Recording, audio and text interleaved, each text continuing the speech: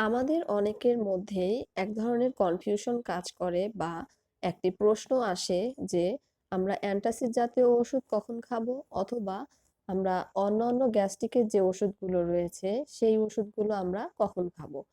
চলুন আজ আমরা এই বিষয়টি ক্লিয়ার হই। সাধারণত যদি পেটে গ্যাস হয়েই থাকে, অর্থাৎ যদি আপনার গ্যাস্ট্রিকের সমস্যাগুলো পরিলক্ষিত হয়ে থাকে, যেমন ধরুন বুক জ্বালা-পোড়া করা, অথবা উপরের অথবা পেটে ফোলা ভাব, এছাড়াও যদি পেট ভার ভার মনে হয়, তাহলে অ্যান্টাসিড জাতীয় ওষুধগুলো খেতে হবে।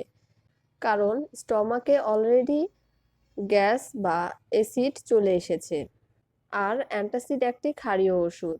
এই অ্যাসিড এবং ক্ষারের মধ্যে একটি বিক্রিয়া হয় এবং যার ফলে ক্ষার অ্যাসিডগুলোকে নিষ্ক্রিয় করে ফেলে। তাহলে আমাদেরকে যদি পেটের অ্যাসিড কমাতে হয় বা গ্যাস কমাতে হয়, তাহলে আমাদেরকে অবশ্যই অ্যান্টাসিড জাতীয় ওষুধ খেতে হবে।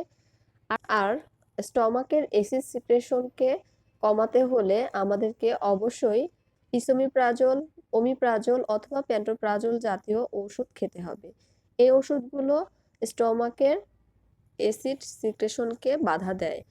তাই অ্যান্টি আলসারেন্ট হিসেবে অবশ্যই এই ওষুধগুলো আমরা খেতে পারি।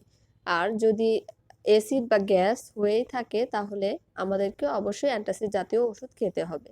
তাহলে আশা করছি আমরা বুঝতে পেরেছি যে আমাদের কোন সিচুয়েশনে কোন ওষুধটি খেতে হবে গ্যাস্ট্রিকের সমস্যায়।